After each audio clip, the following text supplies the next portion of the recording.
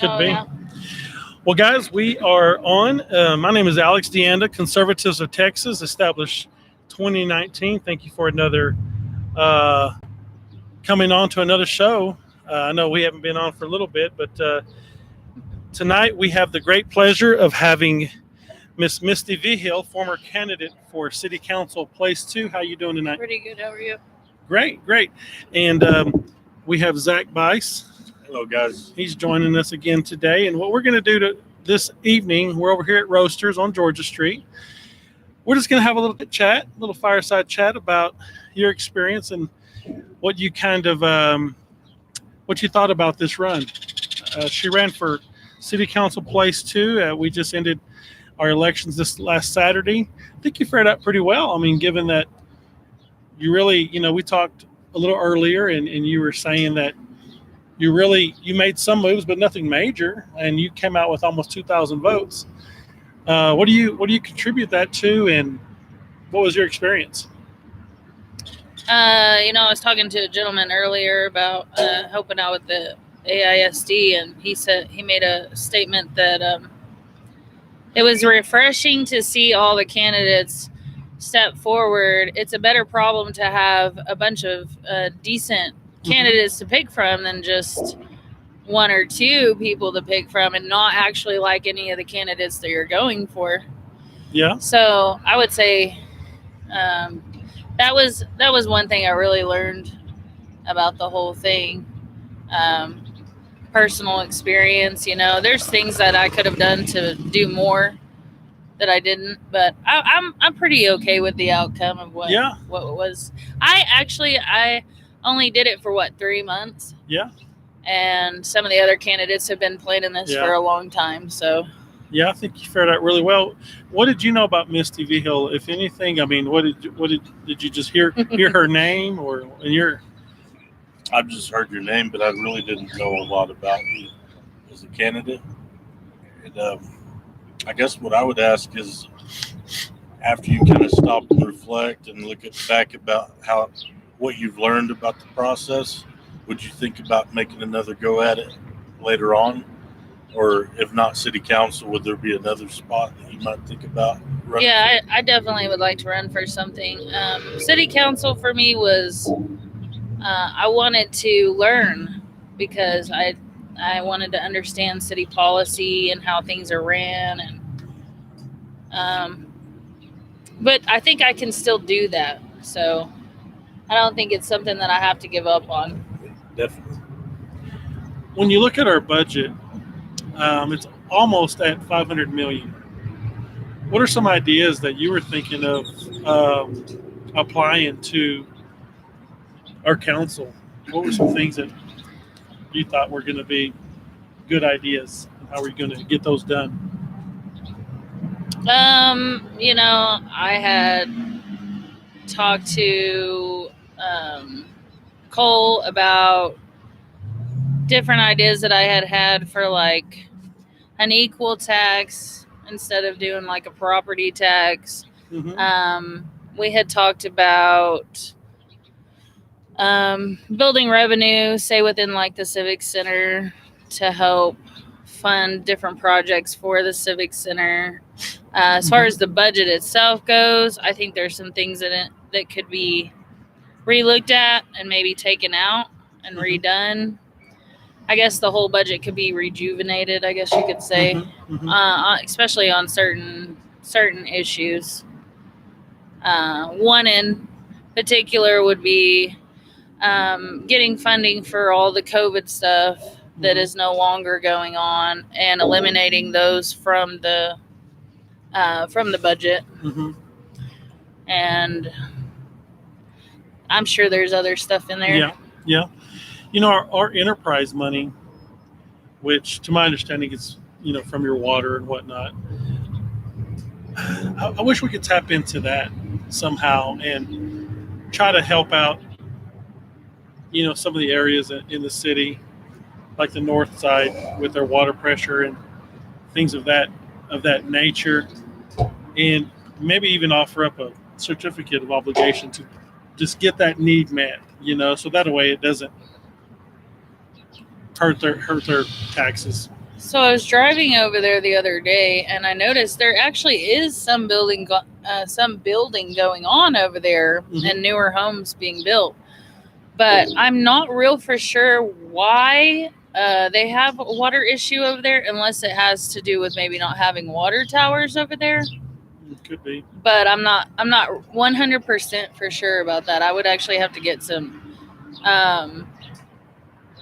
education from someone that knew a little bit more about that, and then further put that into action, which I don't think that as any Amarillo citizen that we can't do something like that and present it to the council, and hopefully this council will be more receptive to that. Sure.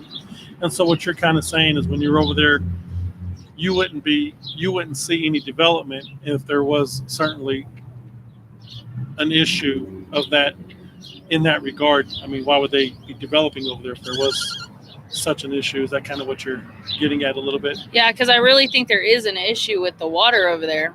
Yeah. I just don't know how to address it. I would have to get with some experts on it and build a plan, and then we could present it to the city council. But Sure. I'm hoping that this city council is going to be receptive to the citizens so that we can get stuff like that done. Sure. Zach and I have been at meetings over there at the Cultural Center. I think he's been to maybe 4 or 5. I think I've been to maybe 6 or 7. And I never even knew that was an issue until maybe the last 3 meetings over there, whenever there was a group called Park Hill that was basically speaking on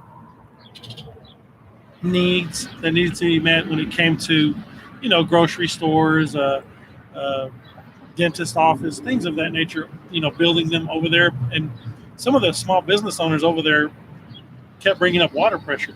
And I'd never heard of that being an issue in 2022. Right. Here we are in Amarillo, Texas. I'm like, water pressure. I only knew about it because a few years back I was looking into buying property that had been buying it that, people had not paid their back taxes. Yeah. So the city lady is the one that told me, well, you could get that land, but it's hard to get water on that land. But I didn't understand why. I see. So that's the only reason why I knew about it. I see. Well, we have 2 places, 1 and 4, that are in a runoff. Place 1, you have Dean Crump and Joshua Kraft. And then in place 4, we have Les Simpson and Claudette Smith. How do you see those races panning out? And are you in favor of anyone over the other in either one of those races? Yeah, so I posted on my Facebook that I wanted to go ahead and sponsor 2 of the candidates simply because I feel like I would like voters to know where I stand. I'm not trying to sway anyone's vote or tell them how to vote, but I definitely, especially working with them, talking to them, seeing them, I would like to express some feelings about certain candidates. So for place 1, I like Josh Kraft because I feel like he's very genuine. And I feel like he'll have the citizens back on a lot of things. And with place 4, watching the 2 candidates, which I know that they've been a little bit at each other's throat in different areas, both of them. So, but just watching them and how they respond to things and the things that they do, I'm going to go with Claudette. And the reason why I'm going to go with Claudette is because every time I've heard her speak, she's always got the citizens in mind. She's always trying to stand up for what she believes in and what's right. And she, anytime she presses an issue, it has to do with what she feels like is being done wrong to the citizens. And then she also wants to help with small businesses, which I think is a very big need in this city. And it's something that I wanted to help develop. And I hope that the city council does do that. So Good. You know, folks that don't get to know Claudette, they tend to take this posture almost in a standoffish way. And I'll say when I first heard of Claudette, I was kind of the same way. And I found out that once you get to know her, she's not going to like what I'm going to say, but she's kind of a goofball. She's actually pretty funny. But, you know, when it comes to the city issues and things of that nature, I think she just draws a beeline to wanting to fix it, and she's hyper focused on that, and people kind of confuse that with some type of that she's angry or something. It's really not that at all. She's just so determined, and she wants to take care of business. Yeah, and I think that's a great quality. Well, this process I think can make you angry because you feel like you're putting so much effort in to do the right thing, and then you're like, man, nothing happened. Yeah. So but what's been your experience with Claudette? Well, I think she is a bloodhound. Mm-hmm. Both candidates, when we interviewed them, they were really good. They answered the questions really well. I'm sure Les is a very good guy. I want bloodhounds in the fight. People that will go in there and sniff out any kind of corruption or wasteful spending. And that's where I'm at. I know that they've had things, both candidates have things said about them that they've done or said in the past, or who's endorsed by who. And that would be something that I think they could get a chance to clear that up. Sure. I know there's something maybe in the works with Freedom First in getting a debate, a runoff debate. I don't know if it's just for place 4, but hopefully it's for both places. I think that'd be great. If you guys want to go in and look at our forum that we had back on the 11th at Accelerate Church, we had the candidate forum for places 1 through 4, and I'll present it here in the comments so you guys can take a look at those places. And I will apologize in advance. For some odd reason, we had audio difficulties, so you can't hear anything until about the 12-minute mark. But it gets the meat of everything in those places. I think up to that point, we were just doing introductions and things like that, so you'll still be able to hear all the content in those places. Conservatives of Texas, we do meet once every month on the third Thursday at 7 p.m. at Comanche Trail Church of Christ at 2700 Southeast 34th. This month's meeting is going to fall on the 18th, and we're going to have Kim and Courtney Seymour. They're going to be speaking on some very important medical type issues. I really can't say the words because YouTube will take it off of here. They've already done it before. If you guys are interested in finding out more, just come to our Facebook or Conservatives of Texas, established 2019 on Facebook. You can kind of read a little bit more about that. We'd love to have you. And Misty, I just want to take some time to tell you thank you for coming out. I know this was kind of short notice. No, I appreciate it. I kind of got to know Misty over the last couple of days, and I think she would have been really good for city council. I would hope that maybe you would consider running again, or even getting on the school board, or become a regent, for our Amarillo College and our AISD. Keep in prayer. She's a believing woman, and she believes in Jesus Christ, and I think that's awesome. If you guys have any questions, do you have an email or anything like that you could maybe give out? Yeah, Misty D Vigil 7757 at gmail.com, or you can add me on Facebook, and then my phone number's on there, which I've told this to everyone the whole time.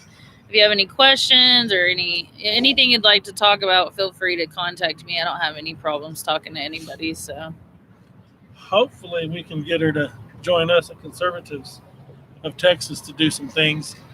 We spoke briefly about what our mission is. We don't want any accolades. We just want to get it done.